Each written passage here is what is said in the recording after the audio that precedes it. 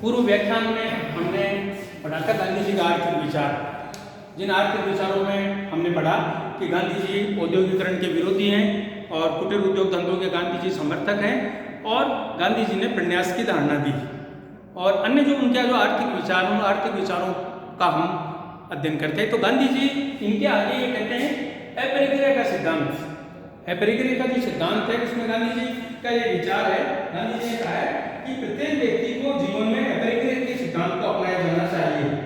गांधी जी कहते हैं कि प्रकृति स्वयं उतना उत्पादन करती है जितना सृष्टि के लिए आवश्यक है, इसलिए वितरण का प्राकृतिक नियम ये है कि प्रत्येक केवल अपनी आवश्यकता के लिए ही प्राप्त करे, अनावश्यक संग्रह न करे। तो ये जो सिद्धांत है गांधी जी का है कि व्यक्ति को उतना ही संग्रह करना चाहिए जितना उसके जीवन निर्वाह के लिए आवश्यक है। ये गांधी जी का विचार है। तो अपरिग्रह की बात गांधी जी करते हैं कि जितनी अपनी आवश्यकता है, क्योंकि प्रकृति उतना उत्पादन कर देती है, प्रकृति समस्त सृष्टि के लिए उत्पादन करती है, तो उसे अनावश्यक रूप से संग्रह नहीं करे। जितनी अपनी आवश्यकता है उन आवश्यकता जितना अपने को संग्रह करना चाहिए, इसलिए गांधी जी अपरिग्रह का सिद्धांत देते हैं। फिर आज तो अपरिग्रह का सिद्धांत भी हम अपनाएंगे तो उससे न तो किसी का शोषण होगा, न किसी तरह का वर्ग संघर्ष होगा। अगली बात गांधी जी कहते हैं वर्ग सहयोग की धारणा। गांधी जी जो मार्क्सवादी सिद्धांत है वर्ग संघर्ष का सिद्धांत, कि दो वर्गों में हमेशा संघर्ष होता है, गांधी जी इस वर्ग संघर्ष को नहीं मानते और गांधी जी कहते हैं वर्ग संघर्ष के स्थान पर वर्ग सहयोग होना चाहिए। वो किस बात पर जोर देते हैं?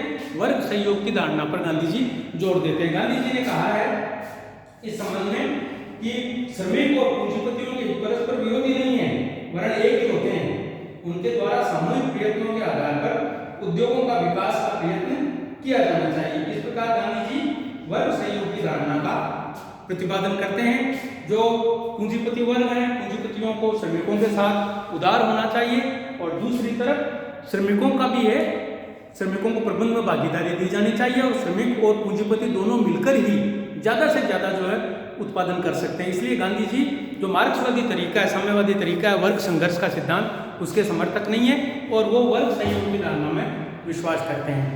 फिर अब हम पढ़ते हैं गांधी जी के आर्थिक विचारों की आलोचना। गांधी जी के आर्थिक विचारों के दो आधारों पर आलोचना की जाती है। एक तो है कि गांधी जी ने जो औद्योगिकरण का विरोध किया, उस औद्योगिकरण के विरोध के संबंध में लोग कहते हैं कि वर्तमान में औद्योगिकरण का विरोध करना पूर्ण रूप से अव्यावहारिक है, और आलोचक गांधी जी के लिए कहते हैं कि औद्योगिकरण का विरोध रचनात्मकता के नियमों को अस्वीकार करना है। हाँ, औद्योगिकरण से कुछ समस्याएं जरूर पैदा होती हैं, समस्याएं पैदा होने का ये तात्पर्य यह नहीं है कि औद्योगिकरण नहीं किया जाए। वर्तमान में विकास के लिए औद्योगिकरण बहुत ज़्यादा आवश्यक है। दूसरी है ट्रस्टीशिप का सिद्धांत है। उसके लिए लोग कहते हैं कि गांधी जी इस ट्रस्टीशिप के सिद्धांत के आधार पर पूंजीपति पूंजीवाद का समर्थन कर रहे हैं। इसलिए जो गांधीवाद के आलोचक हैं, वो गांधीवाद के आलोचक ट्रस्टीशिप के सिद्धांत के आधार पर कहते हैं गांधी जी के द्वारा पूंजीवाद को बढ़ावा दिया गया, पूंजीवाद को बचाया गांधी जी ने ये सिद्धांत देकर। तो इस आधार पर भी गांधीवाद की आलोचना की जाती है। धन्यवाद।